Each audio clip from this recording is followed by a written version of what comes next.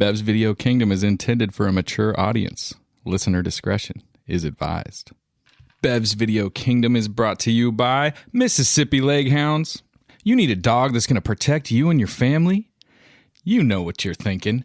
What if my guard dog viciously attacks someone in my yard and I get sued and lose everything? Well, Mississippi Leghounds are the answer to your home defense prayers. Picture this. It's a dark night and a prowler jumps the fence into your yard. Your Leghound jumps into action. Your hound will subdue the suspect and proceed to hump them vigorously and passionately until the authorities show up. Mississippi Leghounds, we hump to protect your rump. Gotta get me one of those.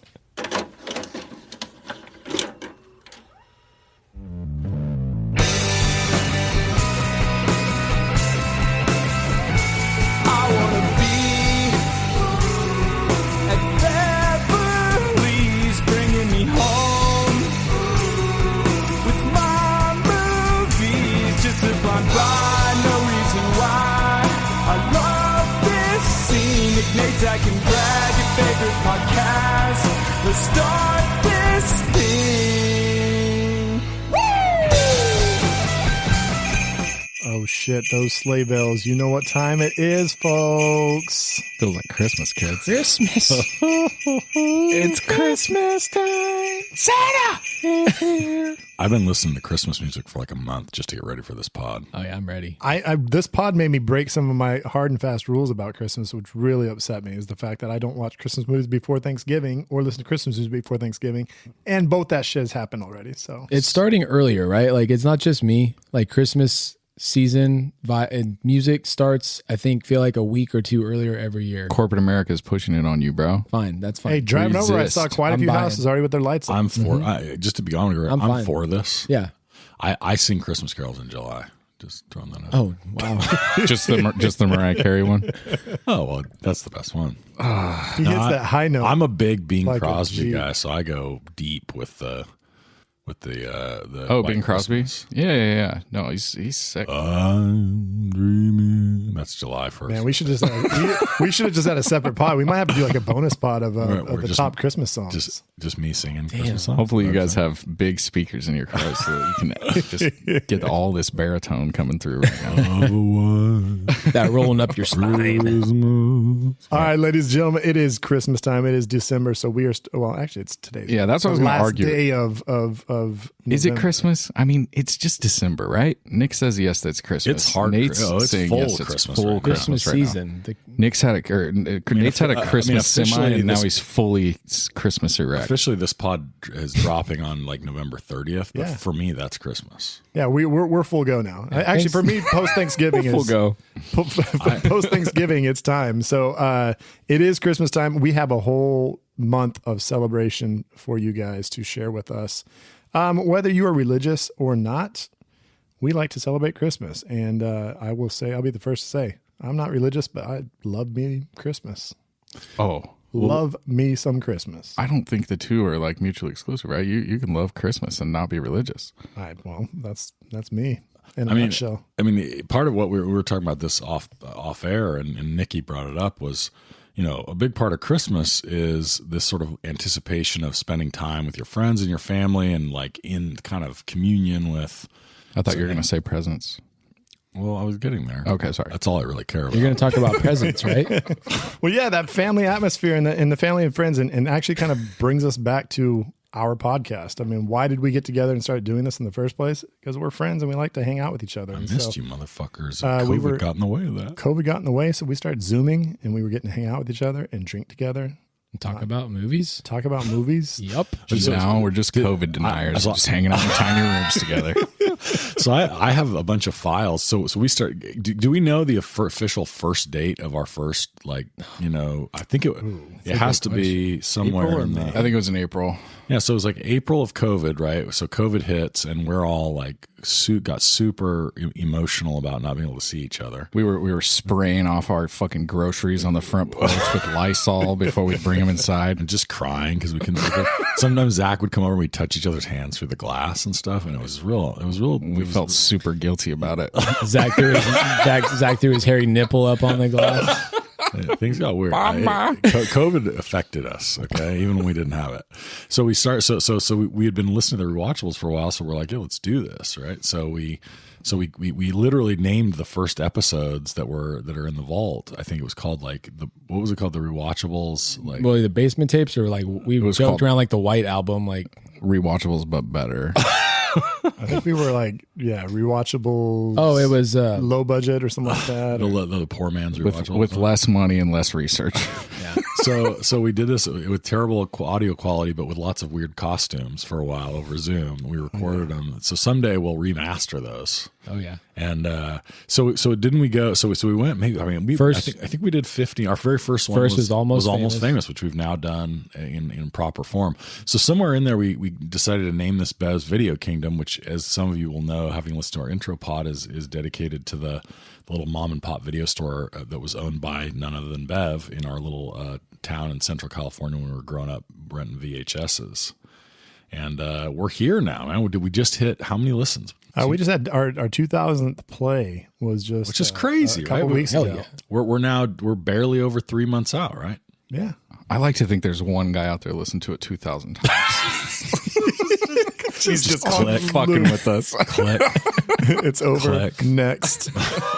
Just love. He go. You know what? Maybe that's the guy. He can't go to sleep unless he listens to Exactly a podcast episode. So he just to Nate's voice every night. You know what puts me to bed? That fucking deep Nate voice. Baiting to Nate's voice. Baiting to Nate's voice. So what are we? 20. We're about 24 episodes in. It's got to be at least like 23 or 25 or something like that. And so and you know what? We've made. I mean, I would say this is not life-changing money, but we've made, what, about $16? We're up near $17. Yeah. But I mean, what we wanted to point out to all of you is that, like, you know, and a few of you have noted this in reviews and things, is like, we really are just like four buddies that started doing this because it was fun. We love movies. We love hanging out and chopping it up. And that's kind of still what we're doing. So at 2,000 listens in, which is really kind of staggering that some number of people decided 2,000 times that they wanted to listen to our bullshit for an hour and a half. But it's really cool, and I'm thankful. I'm thankful for you guys. I'm thankful for all your listeners. Same here, man. Same here. And I hope you guys feel like just you're kind of part of the group, because I mean, you can interact with us on social media, Facebook, Instagram, Twitter. I mean, wherever you want to jump into the conversation, we're glad to talk to you. And that's what we want, is just we want people who like movies and like kind of bullshit with each other. That's what we're looking for. And we know you guys got a ton of time off coming up right now. You're all liberal elites with, a bunch of time off for the holidays. So throw your iPods in and listen to the pods. Push that 2,000 up quick. And while we're on that note, in those 2,000 listens, still own iPods? Do they make those? I thought anymore? That was what the ear ones are. The iPods. AirPods. Is that not what they're called? AirPods. Oh, my bad. AirPods. I think the iPhone has pretty much displaced the iPod. Is that... I beg to differ. I have an iPod Shuffle that I like to wear on my lapel. Got it. So thank you. Hey, we want to give some shout outs to some of our, out of those 2,000 listens, we got some people that we know that are close to us that we know they're religious listeners to the pod. And I want to give a quick shout out to my great old friend, best man at his wedding. I've mentioned him a couple times in this pod, my buddy Dave, who might be a future judge on our show. Texts me often with his feedback. It gives me a lot of shit for not winning the drafts when I don't win, which doesn't happen very often as of recently.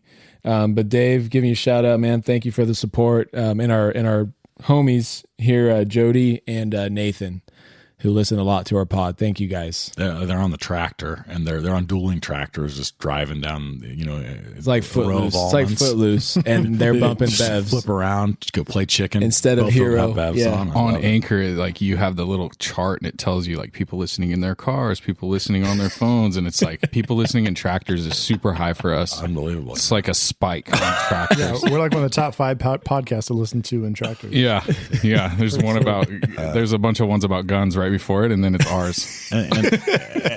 and we've got a couple of so both Zach's parents, Wendy is one of the most common likers. She's quick she's her like button's quick. We love you, Wendy. And so Wendy and Rod are out there listening. But we have some that one of the coolest parts is like we interact with people. So on our Facebook, and in other ways, we've interacted with people. We've never met them. We have no idea who they are, except that we either as individuals or as Bev's Video Kingdom on our Facebook and other places interact with them and talk to them about it. And they clearly are listeners.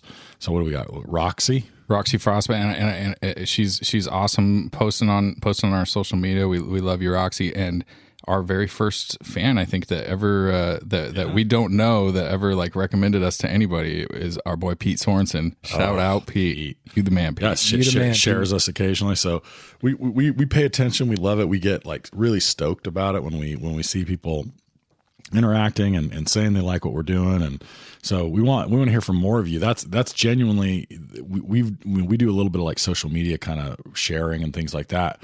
The only way we're getting listeners here really is because people are telling people, right? And then so if you want to, help us out, not because we're any of us for quitting our jobs or getting rich off this. I mean, I think we have probably somewhere near like a 1 in 1 million chance that we're ever going to actually make any real money off this. But what we will get out of this is like feeling cool and interacting with people about what we're doing and sharing the sort of like love of this.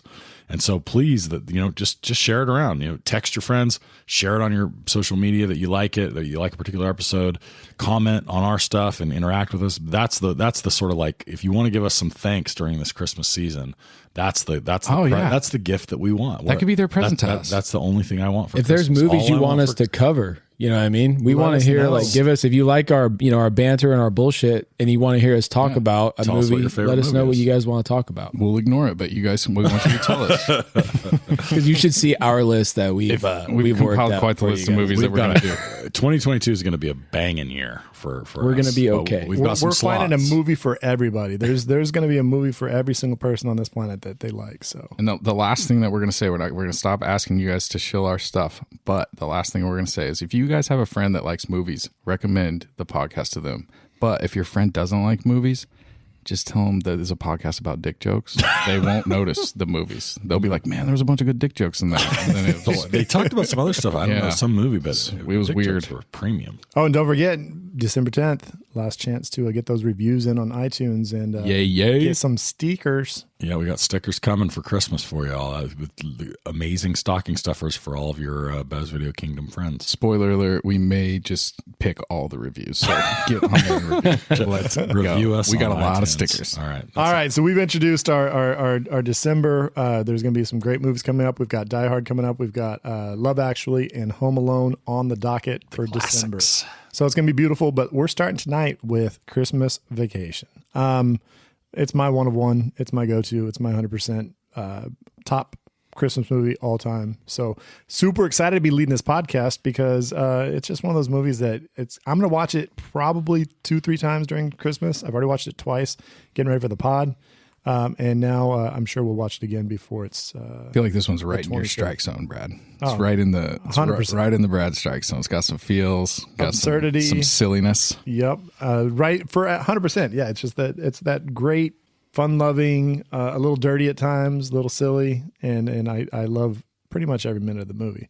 So takes, guys, what do you think? I mean, how does Christmas Vacation sit for you guys when it comes to your Christmas playlist? Is it going to be on there, and are you going to make sure that you watch it each year? 100%. Yeah, it's. I popped in the DVD for this one, so if that says anything, it's in the rotation. I know that. Does that mean you guys have learned at this point that doesn't mean a lot? Yeah, I did not blind buy this. I knew it was a classic. But yeah, it's in my Christmas movie playlist. I was talking to my wife about what our favorite Christmas movies are, and the lineup that Brad just mentioned. Actually, it's close, but for whatever reason, Christmas Story actually is it's high. And I know we get it's saturated during Christmas. Like you have the 48-hour, nonstop playing of Christmas Story. But at the end of the day, I think about Christmas Story, and not to talk about Christmas Story, but I think that might edge out Christmas Vacation. But between Home Alone, Christmas Vacation, and Christmas Story. It's in the rotation, every Gotta year. save something for next year, big dog. I know, yeah. So, but I love it. Chevy Chase is amazing, and like Brad was saying, there's enough edge that he brings to it that it's not just all just gumdrops and and family fun. right. He's got an edge. He's wild. He's a friggin' wild card. And you see moments where you're like, dude, this guy is a fucking nut. But it's Chevy Chase's personality that comes through in all of his parts, and it's what makes this movie special. He's got enough heart in it to bring the Christmas home and that sentimental side, but not too much. And there's just all the different moments. I kind of compared it. This is the first time I've looked at it this way, but it's almost like scenes from a play. It's like they're broken up into these little miniature like scenes, and they're broken up by the turning of that calendar that you see. First time I've ever looked at it that way. I looked at the runtime. Funny comment, right? Like Christmas Story is very much like that too. Right. So if you think about those two movies, they both Absolutely. have very Does have much that same similar feature. device, yeah. And they're two, maybe the number one, number two. Which speaking of calendars, right? Like the fun Christmas calendar, like the calendars, like I remember being little and there was all these different types of calendars where you were like, December starts and it's whether it's the little mouse that you move from one day to the other or where you open the door to the next one. And you get a chocolate dog. Oh, the chocolate. Oh, So my kids, they've gotten now for the last few years is the Lego Advent calendar, and you get a little Lego pack each day. You get to open it, and you get a little Lego pack, and you put together a little figure, like a little building or a little vehicle. So they ever choke on them? Yeah, I mean when they were two, a couple of close calls. yeah, they did. Okay. Yeah. No, but Christmas Vacation, love it. So this one, I mean, I almost can't say enough. I want to try to show some restraint here, but maybe 10, 15 years ago, I ranked my top 100 movies. And without respect to genre, this was number 10 for me. Like overall. What the fuck? Yeah. This one, pretty interesting. For me, and it's by far, for me, the best of the Vacation series, although I love especially the original Vacation. So this is the third in the Chevy Chase National Lampoon's Vacation series. For me, I guess there's a couple things like going on that intersect in a way that's perfect. One is part of I think the Vacation franchise had matured to this point where like they had kind of figured out what it was and what was good, and it hit on all those correct cylinders. So like the way that Chevy Chase was going to interact with Beverly D'Angelo and the kids, even though it's different kids every time, but like that kind of dynamic had sorted itself out in a way that was really fun and funny. And so instead of being on the road, they take it to home, and somehow that just worked perfectly. But then the other part of this is, for me, Christmas movies, like they take on this special quality because like you said, like there's a sense in which I don't feel like the season started until I've seen this movie. Like I really genuinely try to like this movie is the kickoff whenever I get to watch it. And then I watch it several more times. A lot of times I'll put this on in the background while I'm wrapping presents or anything. I mean, to me, it's like as comfortable as having a fire going or Christmas carols going or watching it, the tree lit up. So it's like, there's something about Christmas movies in general.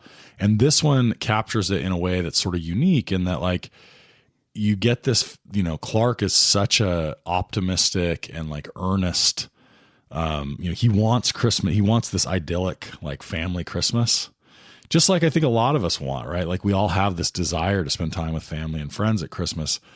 Well, at the same time, the reality of it often is like not quite what it, and it's like there's also stresses that go along with it, and things don't stack up the way they do. And sometimes you do get that magical moment where you're like, this moment in this Christmas season is perfect, and I love my family and I love being here, and it kind of pops up amongst the chaos and amongst the stress of the season.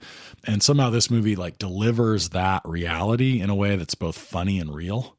And so I think to me, that's why it's so iconic, is because it makes you laugh and takes away some of the like uniqueness of your own stress of the Christmas season, while also reminding you, but like it's comfort, it's home every year in and year out.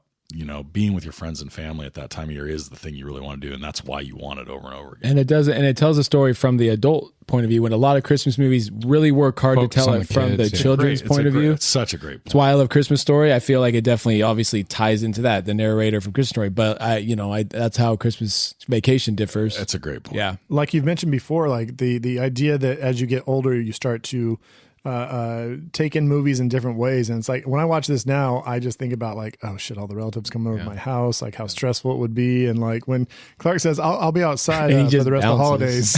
It just bounces. Well, I'm like, I kind of get that feeling. And like the putting up the lights is such a caricature, right? Because it's like nobody puts that many lights on a house, but you've had that experience where you're doing this, you know, you're putting up literally putting up Christmas lights, or you're doing some other kind of decoration, or you're building something.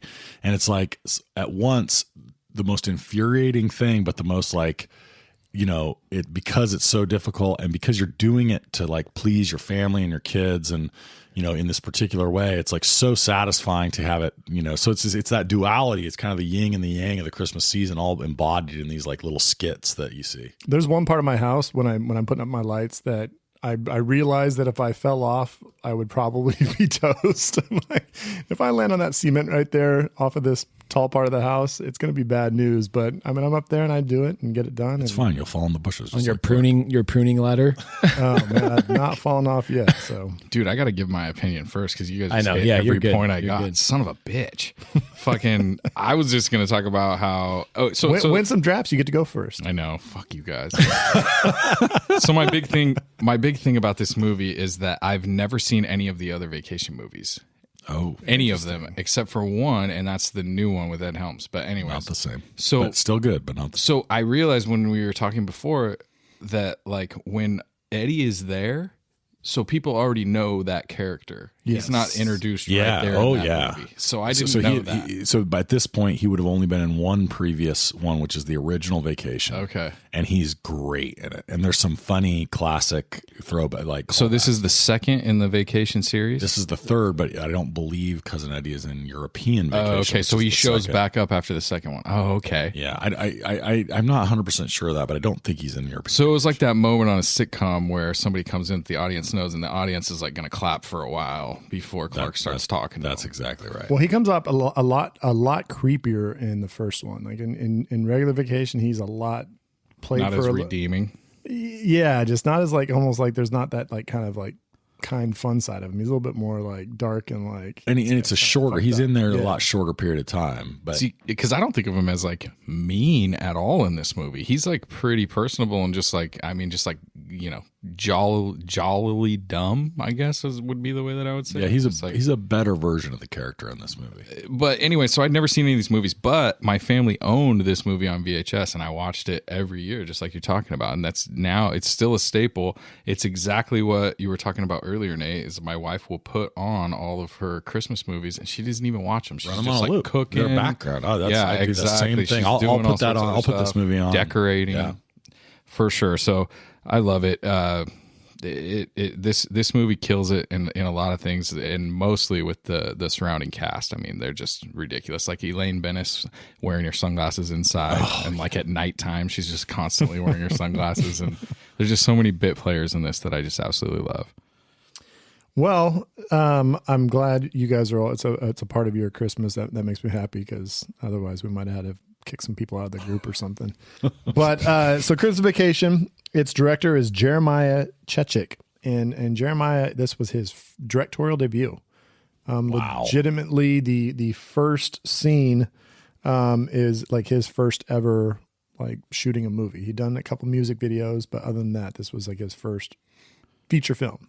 So that's The on the road was his first. out there with the car on the road and doing some stunts and stuff. So he was just like, holy shit, I might kill somebody on my first day doing some of these stunts and never get to direct a movie again. So he was a little nervous, but And like working with John Hughes, right? Like, and John Hughes is on fire at this moment. Like John Hughes is like legendary, and he kind of picks Chechik. Like I thought I read something where like Hughes kind of is like, no, go ahead, this is your first he movie, basically, you run with he it. said you do it because I mean he was you had Hughes as a producer and Right. and he just said, hey, you handle this. This is your movie. Yeah. Speaking of that first scene, dude, it reminds me of Nick so much in that very first scene when he's driving the car and he's with his family and he's like super happy and jolly, and then there's the perceived disrespect from the driver that rolls up on him really fast, and he immediately goes from having a great time to like, no, this motherfucker. He reminds you of me. Yes. It should remind if I would we've driven more, never- that would be me. I would Really? never. I've- That's me. That's Nate as well. I know that's Nate as well. Yeah, Nick has ridden with my road rage. Oh no, But that's something I actually wrote down. We're going to talk about later. I never This road rage. I never road rage. Now I'm dude. really curious because I must be. I mean, I do have some road rage, but I don't remember Really? road raging with Nick. Dude, I No, you've talked about it, and I can totally I connect. Are we talking about traffic? Yes. Oh yeah, we and, should and talk the about hate, traffic. but I know that there's like the rage. Oh no, is there. I've been in some definite competitions as far as like passing, braking, and Really? that kind of stuff with some folks. Yeah, You guys are wild. and dude. unfortunately, I haven't- I haven't unfortunately, done and I wouldn't say I've done it like recently, but definitely in the past. I mean, with the kids in the car and wife in the car, Oh damn! See, that's we got to being get kind into of that. idiotic at times. So, So check. He just to note, he never. I mean, he did Benny and June shortly after this. He did Diobleek not too long after, but everything else has been pretty much TV. I mean, Yeah. very few. It's an interesting one. This is an interesting one for me because, and we've seen this in a few other directors we've talked to on the pod.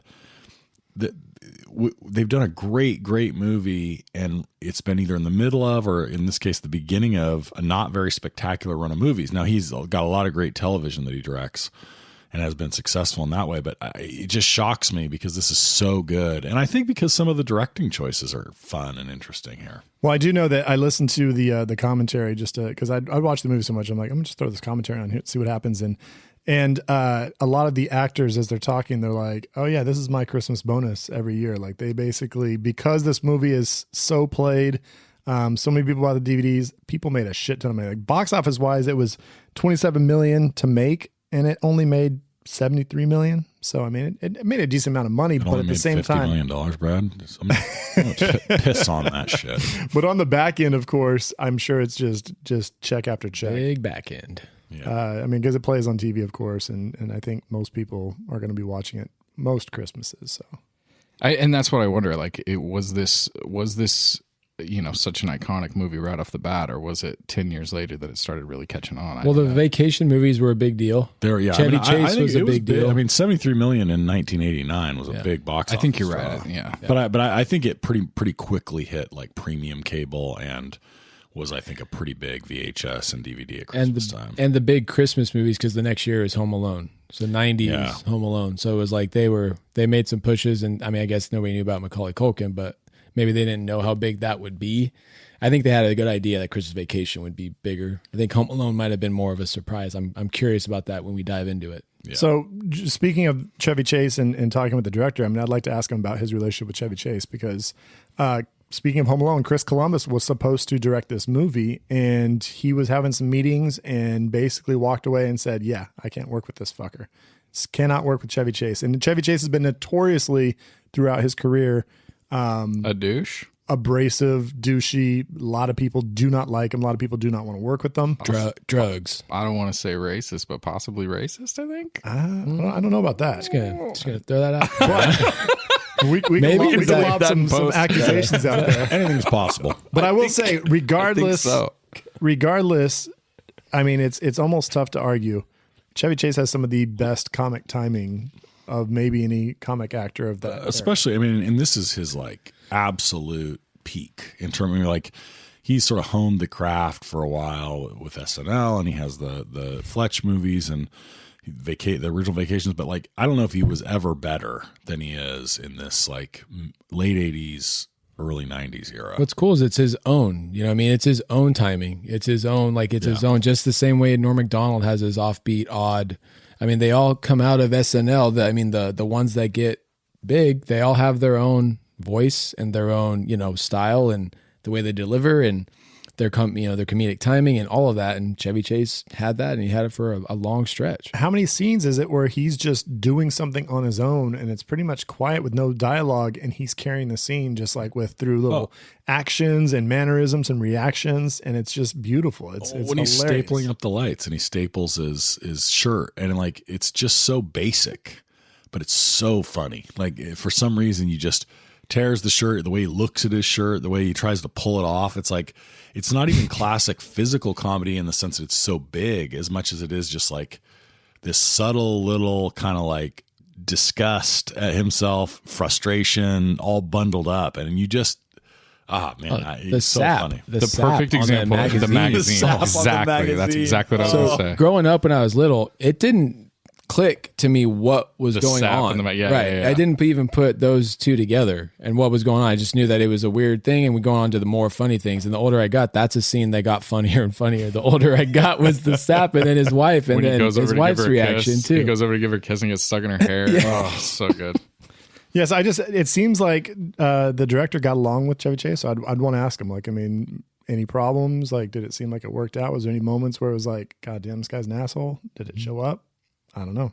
I also wonder how much, well, I mentioned this in my opening comments, but how much did this director look at the first two vacations and think, okay, what is the best of that, and how do I make that work in this setting, right? Because one of the things that I really feel here is that, like, it's pitch perfect in terms of, you know, and it does have, as Nick said in the opening, a little bit of this, like, you know, kind of like ensemble series. It's like I don't know what you call it, like a series of skits, Like vignettes. Kind of, you call like those almost vignettes, yeah. But they're all like, I don't know that there's any that really miss, and so I wonder how much he sort of said, like, how he decided which things he thinks are going to work, right? And there's just so many gags in this that could go down as being like over the top. You know, like the one that comes to mind, right, is like the turkey, right? You know, there's nothing inside it; it explodes, right? And then there's extra smoke that smoke poops and out. like end, it could become farcical, but somehow like it just works. And I think this is again that sort of same, like, it's just a little too much of exaggerate. It's a little bit of exaggerated version of, like, you know, everybody's had that one meal that just didn't go quite right, and That's not even the part of it that gets me in that scene. It's the part where they're eating it afterwards, and it's just like he's like trying to drink water and like switch it little around. dry. Each person kind of doing their own thing Yeah. to deal with it. And So it's perfect, and like that's another one of those scenes where it's like there's no real dialogue. I mean, it's quiet for 20-30 seconds. In the attic, an adulting moment where, like, anybody, you know, but getting up into an attic, you know what I mean? And having to put the planks of wood where you can, like, walk, and having to really tiptoe that thing up there, and this, you know, stepping on the wrong side, and in this, like you're saying, the slapstick, the simple comedy of the board just hitting a guy in the face. It's been done a But million I'm times, and it's I'm still dying so every fun time. there, Yeah. So I've got two things. One is that, you know, we're talking to the director. So obviously Chevy's going to be Chevy, right? He's really funny. He's got the great slapstick comedy. But what kills me in this movie is there's several parts, and one that really stands out is when the family comes, and it's not anything Chevy's doing, but it's like he perfectly captures the feeling of all the family getting there at once and them giving the kids kisses, and like it's super overwhelming, and the people, they're just like trying to figure everything out. And I love that scene. It's not particularly hilarious, but it's just it's a good like capturing of, especially it feels like being a kid and like your grandparents and your aunts and uncles and everybody comes over to your house and they all want to talk to you and grab you and kiss you. And I have hemorrhoids. yeah, exactly. Telling Here's you a shit, quarter. You Here's have a no quarter. idea what they're fucking talking about. Yeah. Audrey can get a quarter too. It's so funny to me. give you a quarter too, Audrey. And I had the other thing that I would ask him is, I never understood, and I still didn't on my last rewatch, what's going on with the Jello? Does the cat poop in the Jello? No, There's cat food. there's food. There's little Cat bits It's of just cat food mixed in the into Jello. the Jello. So she feeds the cat Jello, is what the joke is. Yeah, The joke is It looked is like that there's worms or cat something food in in there, there. and so it's just like, And then Cousin why Eddie's would like, she "Oh, have it's cat food in her delicious." Jello? Oh, does your cat eat Jello? I don't know why I thought it was like the cat had like puked the Jello up or something. When I was a Maybe kid, I that's never just like understood. We the need to little ask pieces of the cat Just food. that little in- dash of yeah. cat I was food like, to is the that Jello. worms in there? I never got that ever. So I'm still not satisfied with your guys' answer. I don't like that. Well, you know what? We've been talking about this director, and it's time really quick to take a quick break to acknowledge our sponsor for the Drinking with the Director segment. That would be Last Call Brewing out of Oakdale, California. Always making great new beers. You can check out their tap room downtown Oakdale Wednesdays through Sundays. They're going to have some food. They're also open on Mondays for trivia, food trucks, all sorts of excitement. Go show Walter some love. He's got a big old beard back there. If you see a guy with a big old beard, that might not be Walter, but just holler Walter at him and tell him BVK. Hey, Walter. IPA. Yeah. Hey, and if you're showing up at the Last Call for the first time, just tell them, hey, BVK sent you. Yeah.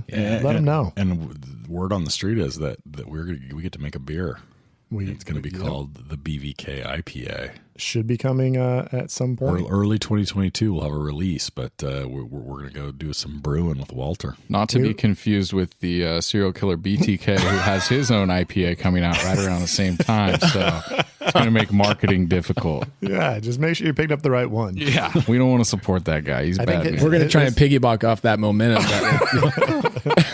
His is a blood orange IPA. So People accidentally. Oh, that was good, Brad. I like that. We got some sound effects coming in. We got some sound effects. No, we don't. All right, so drinking. I'll start off because you know what, this movie. One of my favorite scenes is Chevy Chase is sitting there and he's having his major freak out, and he goes ahead and he takes a dip into the old eggnog and takes a big drink, and he just, yeah, that's good. Just the way he says it, I love it. It's just like a cool little delivery. I'm drinking eggnog in honor of Chevy Chase. I've got the eggnog with a little splash of Eagle Rare bourbon. So I got a little whiskey in my eggnog. It's delicious. It's going down smooth, but none of these assholes drink. Is that what makes eggnog liquory? Is when you put liquor in it, or does it come with some sort of alcohol content? Eggnog on its own is no liquor. It's just like milk that's gone bad a little bit. It's just whipped cream. eggs. It's whipped eggs and sugar. Oh, it's eggs that have gone bad a little bit? Oh, it's straight up eggs, yeah. Because it tastes like a little bit it's gone bad to me. It's The milk has gone bad. I guess there's really no in between on eggnog. There's not people like, I kind of like it. There's you really like it or you don't. And I'm one of those, I do like it. I think guys with mustaches like it because they like to get it in their mustache. Little nutmeg in the Brad stash. takes a drink and it's I'm trying not to spit eggnog. He's got eggnog just dripping down the stash. That's gross. All right, Nikki, what are you drinking here? I'm drinking some of that Eagle Rare. That's what it is. Oh, you have a bourbon and eggnog minus the eggnog? Yeah, I'm yeah. Okay, there you go. Sans eggnog. Eggnog and bourbon. Rocks, yeah. Hold the eggnog. Well, you got to know that the eggnog violates my white and creamy rule. yeah. It's yellow. Check out check in with Chuck at California True Crime if you want more on why white and creamy shit is terrible. Check out the Facebook page White and Creamy Boys. Soul Brothers. Soul Brothers. Yeah. White and creamy soul brothers. There's 2 members, and it's me and Chuck from California True Crime. What do you got, Nate? I see some grenadine over there. A lot of grenadine. I'm near the bottom of a grenadine and diet with a little Eagle. Is it bad to mix Eagle Rare with my Diet Pepsi? That Should I looks not like- tell our listeners. Let's ask our listeners It's out there. funny. Is it wrong to mix? I wish you guys email us at bezvideokingdom@gmail.com and tell us how I wish you guys could see this cup right now that Nate's holding up. It looks like It Kool-Aid. looks like Kool-Aid. He's like, It there looks was like- Diet Pepsi and bourbon in here. Diet Pepsi Cherry in there once. Kool-Aid. He might have just had a grenadine on the rocks. I don't know. He's what? feeling very festive. It's Christmas red. Yeah, I'm going with my staple. Diet. And Zach, I think you're on the brew, my friend. I am drinking beer from Nate's Keg that is from Dust Bowl Brewing in Turlock, California, and it is the Taco Truck Lager, and it is absolutely delicious. But you're only drinking that. Zach's looking at an cold empty winter's glass. night. You're only drinking that because we've tapped out the Blaker Brewing Hazy Baby. Yep. Which I need to go replace. My plan I is think you should head to Last Call and think we replace should it with head to something. I should do that. Well, I don't want to. I'm going to add Last Call to the other side. Maybe I can bring you a delivery on Monday. I'm for that. I will. Well, you know what? And Christmas if you can get a tap handle from Last Call, bonus. Oh, a tap handle. See, I got things to talk to Walter about. I'll give him Walter. I'll give him a ring. Walter, you liked my BVK IPA idea. How about this? A Last Call tap that has a mini replica of your beard on it. Oh. And then when you pull it forward, you like kind of touch the beard and pull it forward. How about the beer pours out of his beard? Like Oh it's my dripping God, I off? like that. I like that a lot. We are changing the tap game, BVK style. Fucking visionaries over here. All right, so we've had our drinks. We've talked about what we're drinking. Thank you, Last Call, for sponsoring the Drinking with the Director segment. Any last questions for Jeremiah Chechik?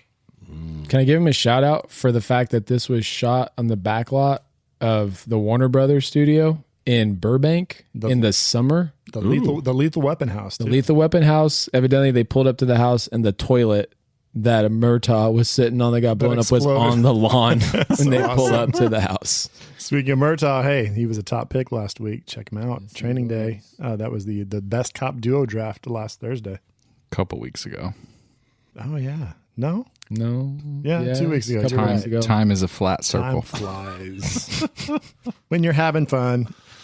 So the back lot, no snow. They had to fake all that snow. And even when they tried to do some snow scenes, they actually went to Breckenridge and it was not snowing. So Really? they had to deal with that. That's awesome. Which they did for like the disking scene, I think. Yeah. So I would say the disking scene for me is the one scene in the movie that, I mean, it's the one that it's the only one that I think truly crosses over into Ridiculousness.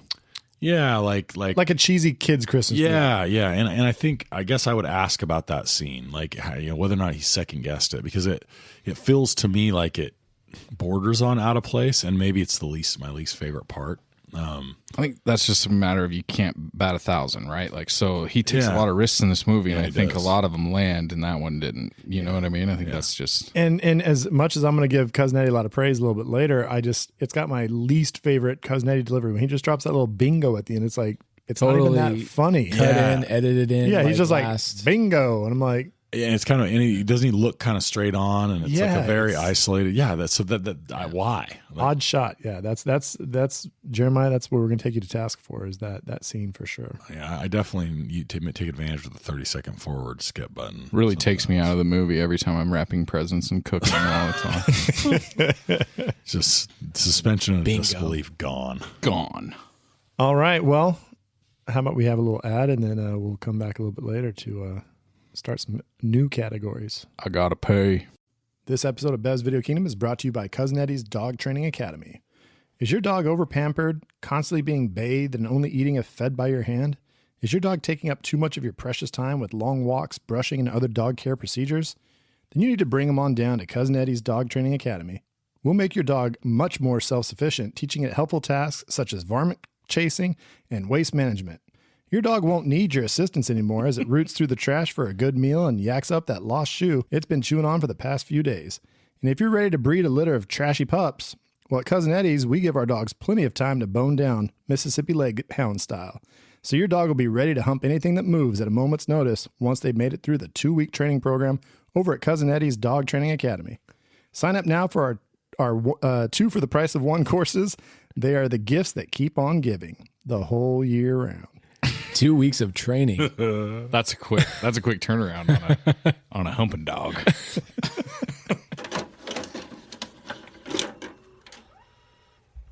All right, folks, it is time for Shag Snag Body Bag. So we are going to be shagging some things, really getting down and dirty with them because we really just want to get aggressive.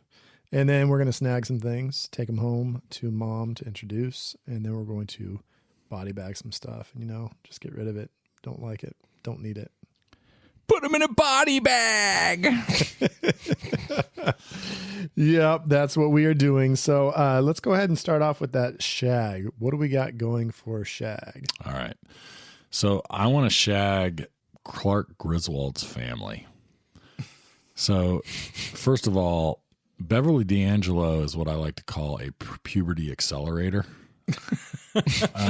So when you were like 4, you saw her and you were like, I was like 4 and I was like, oh man, I think I just grew my first pubic hair. has been That matches up. That's probably, I think, 83 is. I'm so accelerated right now. Well, here's what's funny is that like it was years. I think my parents must have taped this off of like we didn't have any kind of cable. You'd get the free HBO. So no, I didn't have any. We didn't anything. We lived out in the country. We were like on a like regular old satellite or a regular old You get antenna. those farm bootlegs. Yeah, we get but no. Like I watched this on a recorded VHS with commercials and everything, and so it was like completely sanitized. But I also watched the original Vacation that way. So for years, I only saw the version that did not have Beverly D'Angelo topless in it. And when I find what? Yeah, the original Vacation has She skinny dips. yeah, no, And she's in the shower. She's in the shower. She doesn't skinny dip. That's Christy Brinkley. No, but she jumps into the pool later and skinny dips. Oh, she does. I forgot about that. So anyway, So I've definitely Beverly not seen that D'Angelo is movie. one of those that's just like she just is built in such a way that it's so pleasing to the young, Accelerating. I really think she's only like 4'11", though. She looks. I don't Really? I never have noticed the height, but I will say that she's great and she's great in this. But what you might not know, Zach, because you don't watch any of the other vacation movies, is the kids change every time. In fact, even like the relative ages, sometimes the brother's older and sometimes the sister. In the original one, Oh, really? Anthony Michael Hall is the son. He's great in it. But in my opinion, right, Johnny Galecki. Is that? Yeah. Yeah, Leonard Hofstadter, Yeah, Johnny Galecki and David Connor. Not Boy Meets World. I said Boy Meets World. That's not what he's in. No. What was he in later? He's in How I Met Your Mother. Originally, One of those. He was on Roseanne, he's on Roseanne, and then he's on. Third Rock from the Sun, or whatever that fucking movie is. Science one. No, it's Yeah, not Third with Rock from the Sun. Sheldon. It's with Sheldon. It's, That's not Third Rock Big from the Bang Sun. Theory. Big Bang Theory. I'm sorry. Yeah, and Juliette Lewis. I think they're the best of them. So like, they're perfect in this. They're great in this, and I just, even though I like all of the kids and all the configurations, and Beverly D'Angelo's each is Ellen in each one of these, they're just perfect in this. So I want to shag them. Is it still Russ in the other ones? Oh, yeah, That's the names are The the names same. are the same. Audrey and Russ Rusty. and Audrey, but they're just different actresses, and they are different ages. I love that they own it and they just say, deal with it. Oh, yeah. This Yeah, is how we do They it. do not bring it up. No There's no explanation. mention. No, Nope. it's beautiful. So my shag is going to be almost this. It's similar to Nate's, but two different players. It's Aunt Bethany and Uncle Lewis. I think they are the funniest part of this movie. And then she's like, "Did I break wind?" And then, like, freaking when she's like walking in there, she's like, "You go say hello." She's Jesus, like, "Hello." Bethany, did the room clear out? The blessing. Yeah, dude, and she just like singing the national anthem and doing the Pledge of Allegiance and all of the parts with Aunt Bethany. I mean, especially Aunt Bethany. I like the uncle, but Aunt Bethany is so funny to me, and that was always like the voice that I would do as a kid. When she's like, "Aunt Bethany, where's your cat?" And it's just like, "Grace, she died years ago." Oh, it's so funny, dude. She cracks me up. I doubt she's on Cameo. She's probably on Dead or Cameo, but. She's fucking great. Original voice of Betty Boop. So yeah, that was her. Really? Her claim. I Yeah. didn't know that. That makes sense. So my shag is, it's got to be Cousin Eddie. I mean, he's just a fireball in this movie. I mean, just every scene you watch him, it's not just even his lines, it's the mannerisms. There's just so many little things that he does. Just whether it's the little like windmill thing that Clark has, Just knocks him He just off. flicks it and just kind of stares at it for a second, and then just kind of goes about his business. Like he's just that kind of an asshole, but kind of a lovable asshole. And just when he tells the wife, and he's like, "Go put on the rubber sheets and get out the gerbils," or whatever. Oh my God. And like as she walks off, he gets just this like lecherous look. He's just kind of like licking his lips, like he's just so excited about it for a second, and then he's back to the conversation. But like he just super gets into it, and just all his little mannerisms, his facial expressions. Everything he does is disgusting to me. Like it's just a little bit gross. Great Like, again. As much as I talked about earlier, Chevy Chase having just great comic timing. He's right there. Randy's right there with him, and as much as he's became an absolute trash piece of person later in his life, he for the most part in this movie is just an amazing future tour de governor of force. California. All right. So I got probably on the same street as Kevin McAllister. I got the houses in that made up Chicago suburb, but tied into that are Christmas lights and power strips. Oh, I mean, what is there a bigger lifesaver out there when you're putting Christmas lights up than a nice power strip or 5? How about the one that he has in the basement coming off the wall? It's like It's made up most of insane literally thing. 15 like pigtails. I think that's the correct term. that's the term. Yeah. Yeah. But same joke in Christmas Story though, right? They use that same joke when he's trying to plug things in, and he's got a shit ton of like little. Oh yeah. And he like, that's like even further. Like that would be like, it takes place in like the 50s, 60s, Yeah, right? So it's 50s. like sparking and he blows on the and he blows it out because it's sparking right next to the real tree. But Yeah. whether it's, white lights or multicolor lights, and I guess that's a quick question because we're starting off Christmas. Did you guys grow up with the multicolored, or do you have a soft spot for the multicolored? Or are you like, fuck no, give me, the yellow twinkly or just the yellow still? Like, where are you guys at? First of all, they're not yellow; they're white lights. But, well, they call them. I mean, there's white, but I don't like the LED white now. Like it's the warm white that has like the yellow tint to them. I only put up the ones that my wife will allow me to put up, which are the homogeneous, all the same color ones. We used to have, like, my dad, and he's gonna hear this probably, but it wasn't like we had like a massive like Christmas light display. You know what I mean? Yeah. And I'm the same way. So I go one string across the eaves, and like, fucking Christmas icicles. lights are up. We do icicles too. That's it. But I will say that we got for our tree last year. We've got like the I think it's called Twinkly that makes them, and it's like you can control the lights with your phone. Like you can actually draw the colors that you want and make little animations and shit. And oh my Lord, the kids loved it. They were playing with it constantly, and it's got all these programmable modes. Like it just cycles through different. Oh, it's badass. Sounds dope. So I'm so hardcore on the multicolor that when we decided we were going to get a Christmas tree, a fake Christmas tree, and it was going to be pre-lit, we could not decide on a compromise because Court was so into the white that we had to find one that allowed you to switch it back and forth between the white and the multicolor. And so literally it'll just be like, if I'm sitting in the living room, I'm switching that shit to multicolor, and she walks through, it goes to white.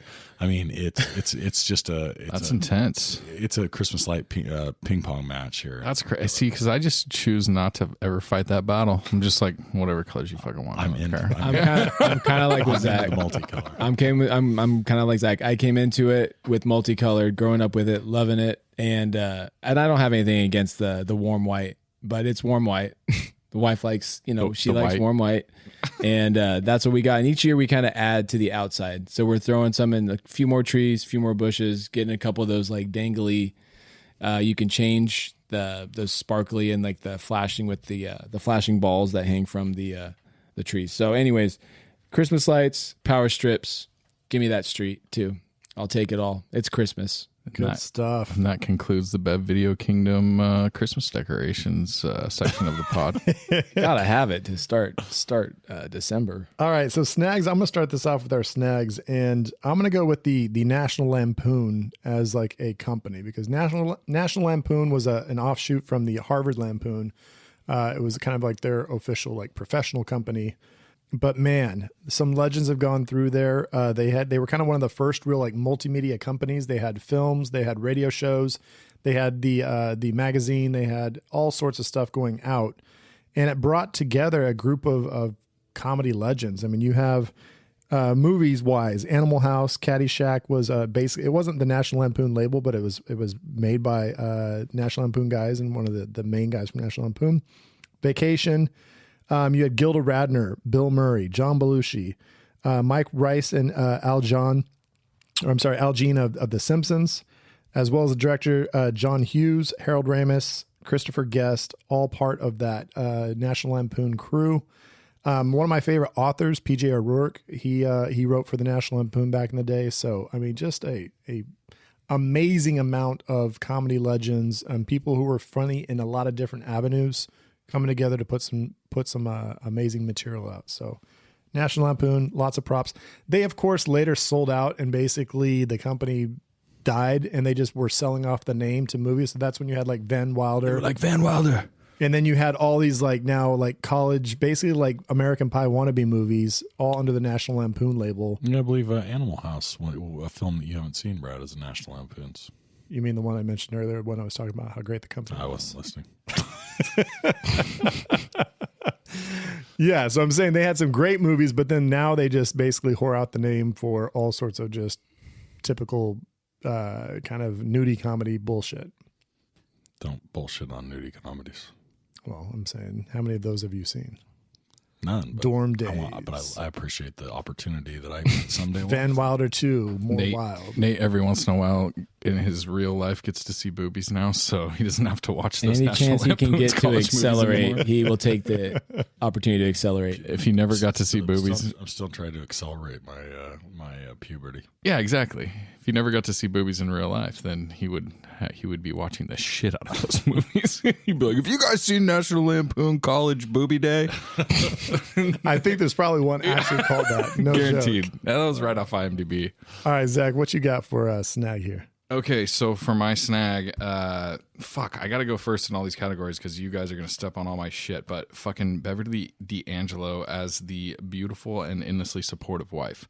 I mean, she is so awesome. At no point does she get upset with him and all of his antics, and she's just super supportive and super beautiful and super cool, and just throughout the entire movie does nothing but be real cool and supportive to her husband. I fucking love it.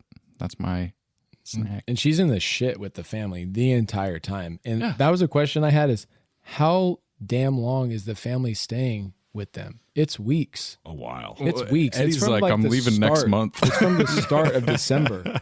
Yeah, it's a couple week Christmas. Yeah, it's not good. And Beverly's in there while he's tacking up lights. She tells the daughter, she goes, "I have to sleep with your father." So.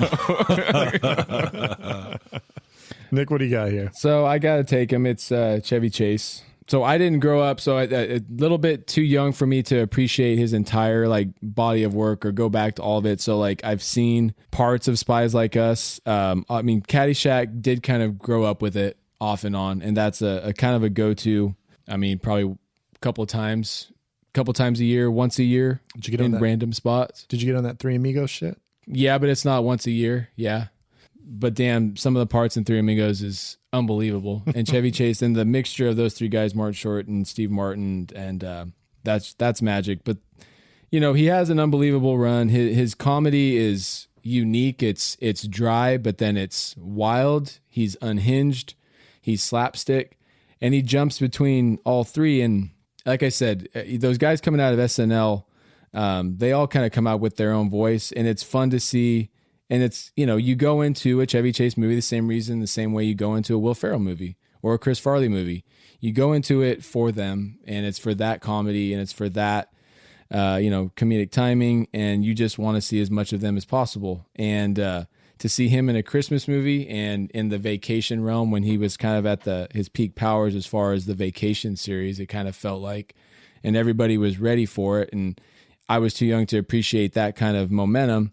But it's still a movie that we all grew up with, you know, and it's still been part of like our lives. And he's kind of been a part of our lives because of Christmas Vacation, you know, for me and Zach's generation. And, you know, I think, Like I said, that's the only one I've seen. I mean, that's like really the only Chevy Chase movie that I ever was like into as a kid, you know? right. And you take his character in Caddyshack, and it's similar to, it's a calmer, more suave, but there's still parts of that calm kind of wild man mentality and just off the beaten path humor, not just in Caddyshack, but all of his other roles. So it's got to be Chevy Chase. So I'm gonna piggyback here. But I'm gonna take a sort of version of what Nikki's taken here. I'm gonna take Clark Griswold, right? And so for me, you know, like I like Chevy Chase, and I think early on I was a fan of some of the Fletch movies. I really liked Funny Farm. I liked Caddyshack, and then even eventually, like, he has a role in Community years later that's pretty good. But for me, Chevy Chase is Clark Griswold, right? Like that's the, and I think being such a big fan of the original Vacation, I talked earlier about the fact that I at some point ranked my top 100 movies. Well, National Lampoon's Christmas Vacation is 10, but I think like the original Vacation is in my top 20. So like two of those movies are for me like just some of my absolute favorites. And as comedies go, they don't, for me, get too much better. So for me, Clark Griswold, and even in the much less, popular European Vacation, and then the significantly less popular Vegas Vacation, which is the 4-pack, I never get tired of the Clark, right? Like he has this particular character that, for me, the combination of the creation of John Hughes, character with Chevy Chase sort of making, perfecting it. I'll watch Clark Griswold in 100 more movies, and I won't get tired of it. I feel like Clark Griswold is somewhat of a precursor to Homer Simpson, like what Homer Simpson kind of developed into. I mean, like can be very serious, good dad at times, but also like is going to get into some goofy shit and do some really dumb, funny things. And I feel like he's definitely kind of a precursor for maybe just the bumbling idiot part of Clark. You know, I don't know if Homer has the heartfelt stuff that Clark kind of gets into in this movie, unless you've seen more Simpsons than I do. And there's like I'd say there's definitely some heartfelt moments with interesting. Homer. Yeah, and the Clark Griswold one, you know, we're all a lot of us are hat wearers here at this table. There's I've come to know from my coaching experience in the last couple of years that there's a Clark Griswold. The actual style of a hat is called the Griswold, and it's taken off his Chicago Bears hat. So it's the city name is in your regular text or Helvetica font, and then the Bears is in cursive. That's its own style, and they call it the Griswold style hat. So our team, you know, we were sporting the Griswold hat this year. I've mentioned before that my daughter sometimes gets a little peculiar about certain little things, and today her issue was, why is Clark Griswold wearing a hockey jersey on Christmas Eve? You need to be wearing Christmas gear. You shouldn't be having a hockey jersey. Like, he can wear what he wants. Why? It's a nice Blackhawks jersey. I'm with Brian about this. That's interesting. Yeah, he wears his sweater. I saw an awesome Griswold themed. He's got his name. I think it's a cool hockey jersey. Nice little jersey. I saw an awesome ugly Christmas sweater today that looked like a super hairy like tattooed chest that had like Christmas tattoos on it. But when you wear it, it just looks like you're shirtless. It was sick. Oh, I'm doing that. I've been looking for a tattoo idea. Maybe I'll get a tattoo of Clark Griswold on my pec. I think that's a good idea. Yeah, for sure. Is it time? I feel like it might be time for an ASMR moment. I was feeling like there wasn't enough sexual tension in the room.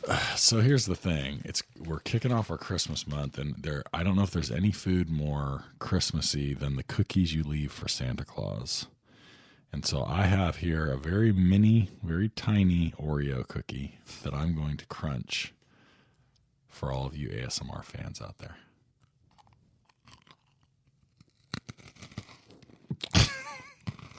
Love that deep crunch. When Nate does the ASMR moment, he chews way slower than a normal person chews. He does. I do close my eyes. Closes his eyes and chews super I'm just slow. imagining all you fans out there like, listening to this and then repeating and listening again. You know, it makes me happy because that I know that I've given you the gift of the Christmas season ASMR. Nate, you screwed up though, because now you did your ASMR moment, but you did it right before body bag. Well, I tell you what, my wife wants to body bag ASMR. So, oh, Nick, what do you got for your body bag there, sir? All right, I think I mentioned it earlier, but it's the opening scene. It's the dad road raging with the entire family on a deserted, snowy ass country road. Because it hit too close to home. Because you're like, that's me. That's no. It would never be that. I would never. No. are you a road rager, Nick? Not that he wants to talk about in public. You are. No, I get. Do I get pissed like all of you guys do? Of course. We need to every ask once his in a wife. while. I don't get pissed at all. No, you don't. I never get pissed in road rage. I'm a road rage. My wife gets road rage for me. She's like, "Did you see that? Oh my god!" I'm like, "Babe, it's fine. We're just fucking driving." But like those dudes like that were out on that country road, like that's a horror movie. Like that's how a horror movie opens up. Like those dudes get on his tail. They are blocking off the Griswold car and making him get out of the car. I mean, it's a disaster. Oh, it's a disaster. I may have on my way to work one time, like cut off somebody who was trying to pull into a church, and then they chased me for like probably a good, I don't know, 2 miles.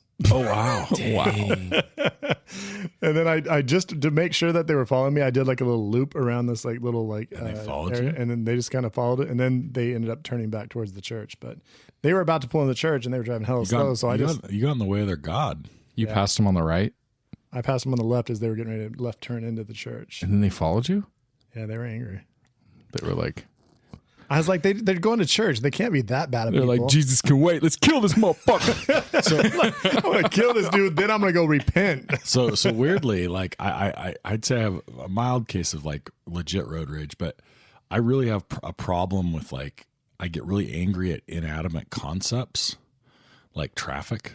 Yeah. So like it's not even like, you know, like the whole, if there's traffic, I'm mad at traffic.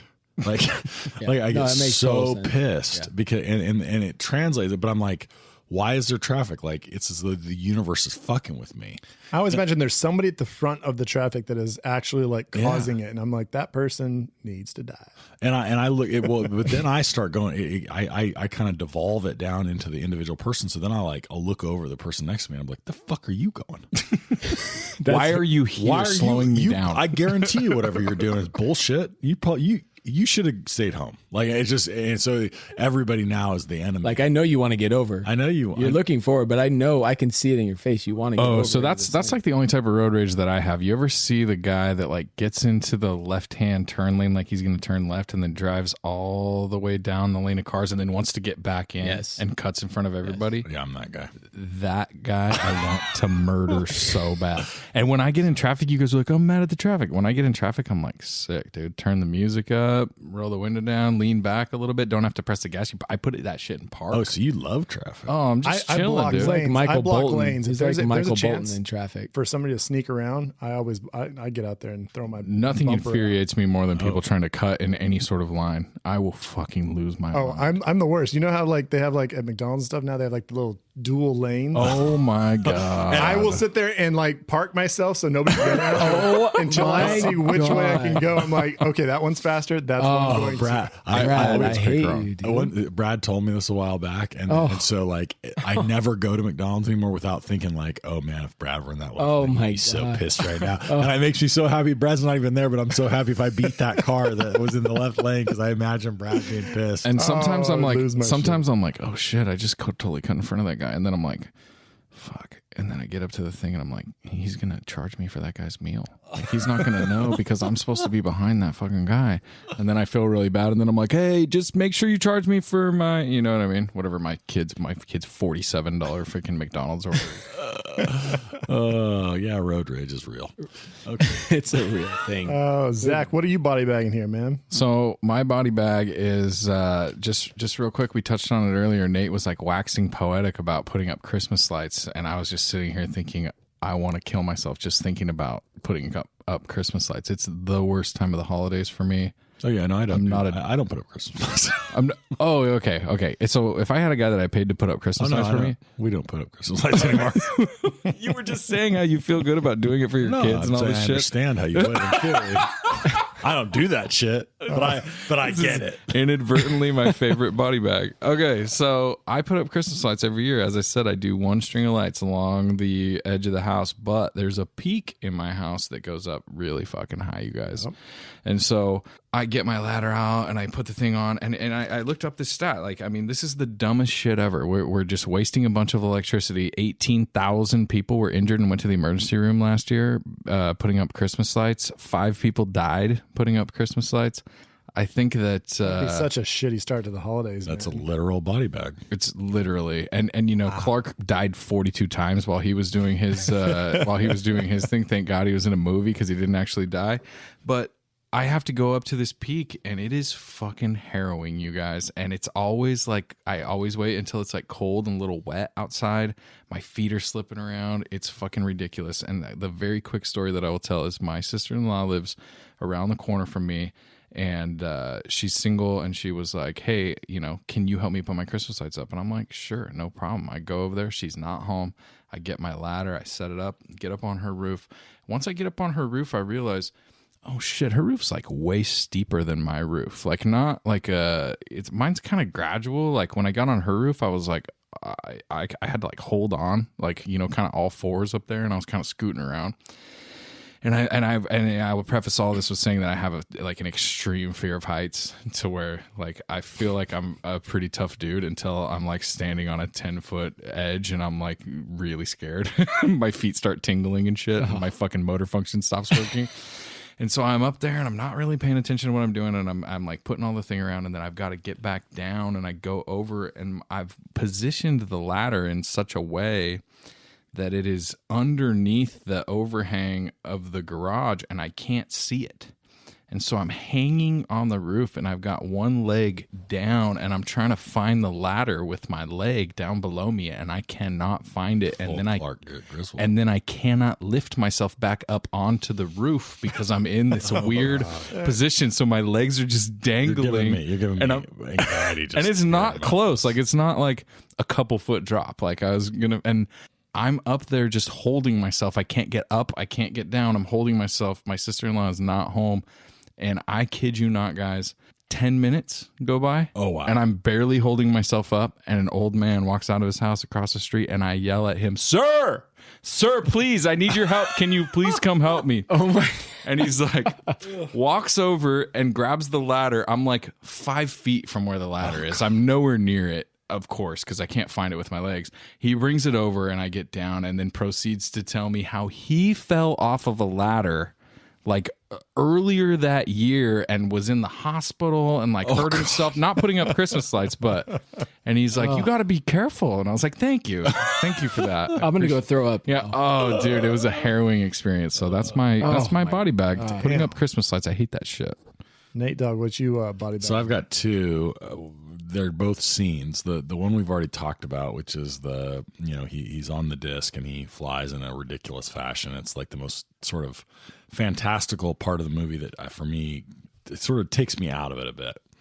But the one that I, for some reason, just can never not notice and be slightly bothered by, and I feel bad about this because it's sort of stupid, but they come home with the tree, roots and all, on top of the car, and I just can never stop thinking, there's no fucking way they ever got that tree out of the ground. Like, how'd they get the car out there? It is Did absurd. they pull the tree out with the car? Did they have a chain?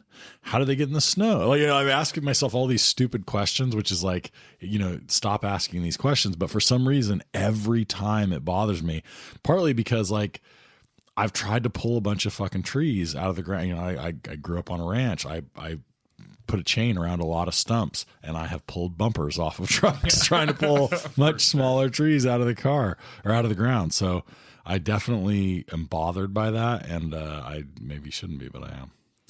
All right. Well, I'm going to wrap this up with a body bag of Vegas Vacation, and mainly just because the first three vacation movies, Vacation, European Vacation, Christmas Vacation, all have a lot of heart, and they feel like there's just something.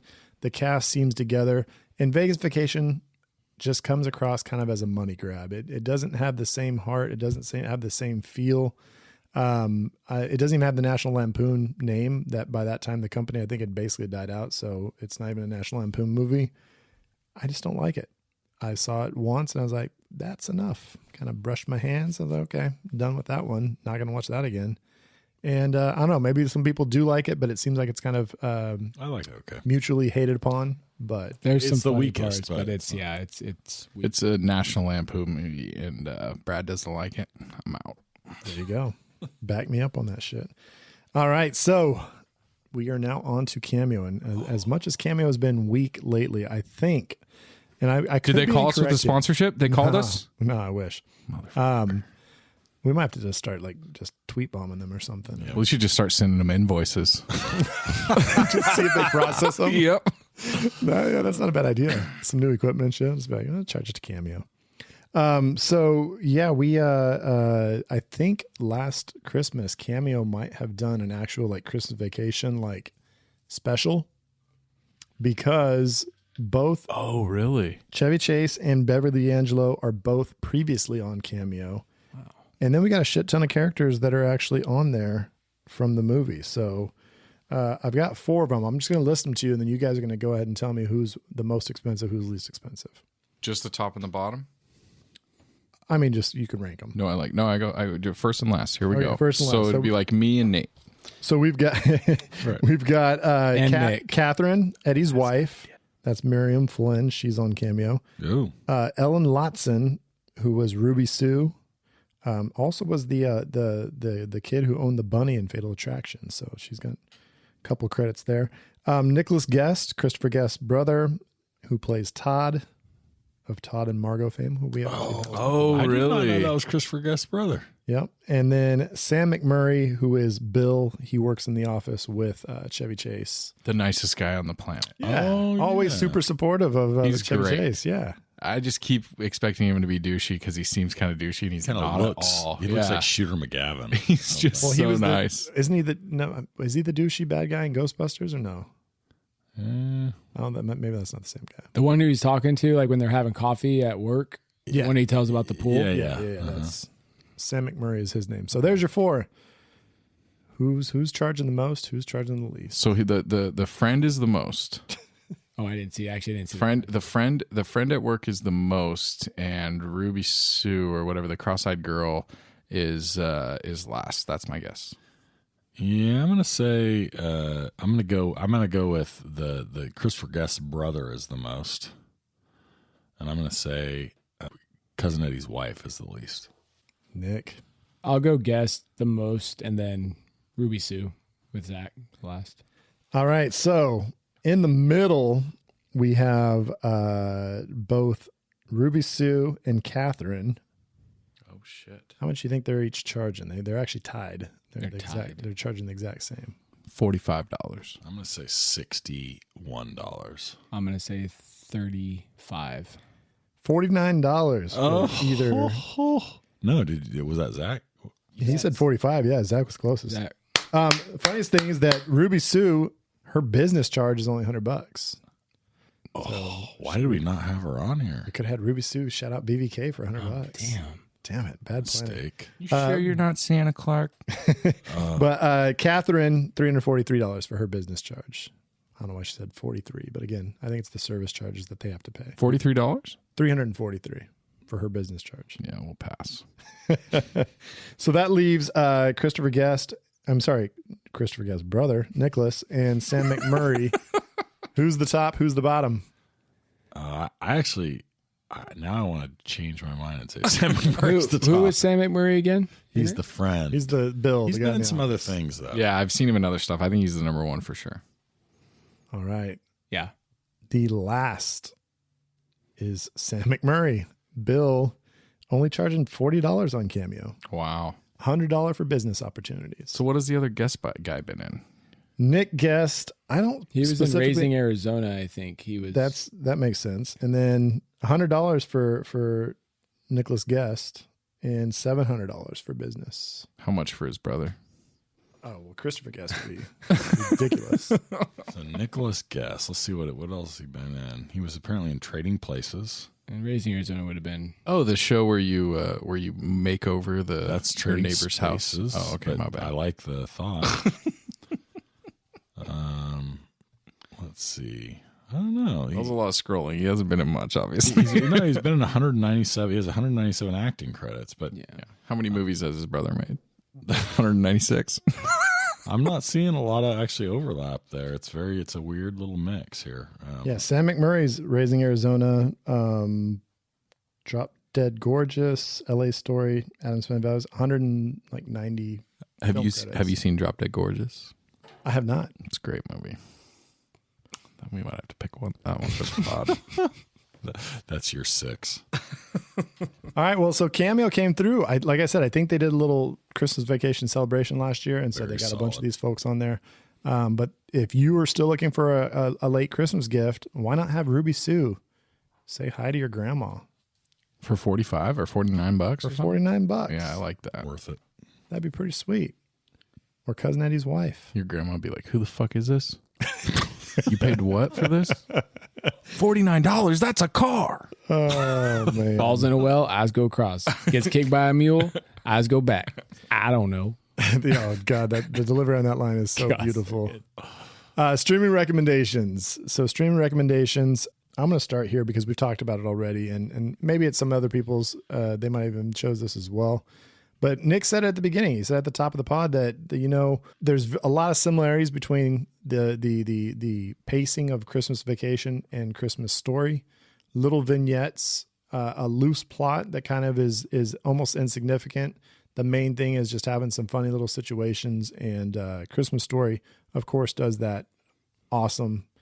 It's just right up there. Those are my top 2, of course, Christmas classics that I watch every year. So I'm streaming. Where can I stream that, Brad? Or do I just tune into TNT Just at put any on time of day? TBS for or the next TNT, month? and it's going to be on there. Yep. They don't have it on like Fondue or like Shulubu. I legitimately forgot to look it up. So. But you know it's on somewhere, or you got the DVD. I'll loan it. I'll loan my DVD out. So a nice special edition.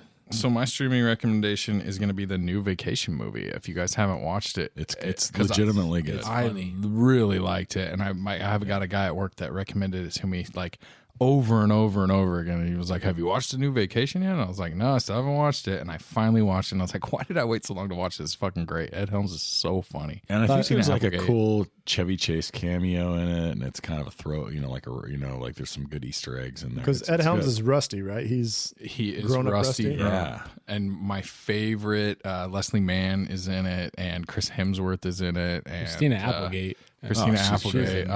Yeah, it's awesome. So go check that one out. Very much in the same vein. It's back to the road trip stuff.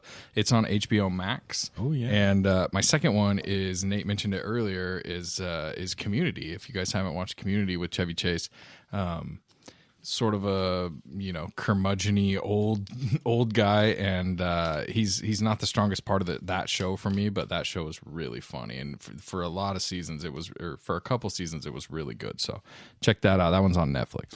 So I've got another HBO Max, Four Christmases. I mentioned it at some point, maybe not, maybe I didn't. Maybe you did. I mentioned it. I think I said it in my head, but anyway. So I really like that one. Has been kind of like a dark horse for like in my Christmas rotation. It's Vince Vaughn and Reese Witherspoon, and it does have some of the same like vignette style pacing where they kind of go to a bunch of different family Christmases, and it has these funny little sort of discrete scenes. It's super funny. There's a lot of good gags in it, some physical humor, some really good Vince Vaughn sort of classic deliveries. So Four Christmases, HBO Max, it's definitely worth putting in your Christmas rotation. Nick, what are we watching? I was going to say Caddyshack, but let's keep it in the stream of Christmas and a family getting together. 2005, The Family Stone, actually. Not a bad, I think a pretty solid Christmas movie. Kind of like a little love triangle between Luke Wilson, Dylan Mulroney, or Dermot Mulroney. Dermot Mulroney. And then let's see who else is in Sex and the City, the main character in Sex and the City. Sarah Jessica. Yeah, Sarah Jessica Parker and Claire Danes. And Claire Danes. It's actually, and then there's some other great supporting cast. Rachel McAdams. It's actually it's a fun cast to watch. Just do their thing. Different take on a Christmas movie, and quaint little, like, I don't know. Super sad, right? I think I watched that last year. No, it's not. Oh well, it is. It is. Yeah, really sad. At the end. Yeah, it is. No spoilers. No spoilers here. It looks like it's streaming on Tubi, which I do not have. Tubi? Yeah, Tubi. That's a thing? Yeah, that's an actual thing. It's a partner of Fondue, sister partner of Fondue, and then you can buy it for $3.99 on Amazon. Hey, sounds like a deal. All right, folks. So we're moving on to our reshelf it, which includes our reshelves or our alternate endings for titles. You go into the video store, you got all the different categories. You're taking that movie and you're placing it somewhere else, or you're just going to rewrite the whole thing. Why not? So what do we got for our rewrites or our reshelves? So I'll just really quickly say that I don't have a rewrite for this, because this is the perfect example of the early 90s, late 80s movie that I like, where they just give you the premise. The premise is he's got the family coming over for Christmas. Go with it. Hijinks Be ensue. funny. Exactly. And, they shoehorn in the tiny plot point of the bonus, but they don't make it overly important or make it just too much of a thing. Kind of brings the movie together at the very end.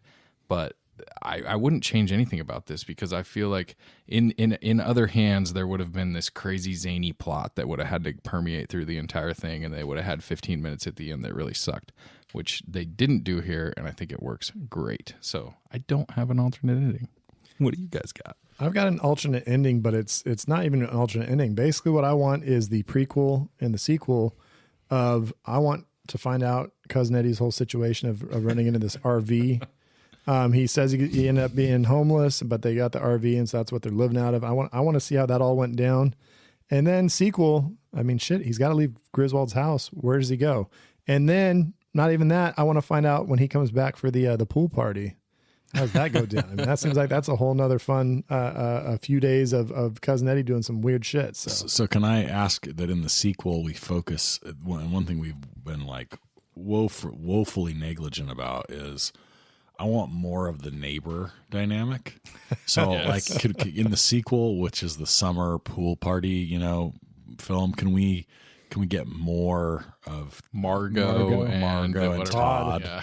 when Todd comes out the door and he's emptying the shitter, and it's just such a great little spot of acting, because he comes out and he sniffs something and he's looking around, and then when he actually sees what's going down, he just like retreats back into the house instantly. He's just like, nope, not going for that jog today. I just need to get out of here. And the scene where the lights blind them in the house. It's like, this is the one time you don't have your fucking sunglasses on inside. So it's absurd. so funny. And like, again, just this like perfect little bit of physical comedy that doesn't feel too over the top somehow.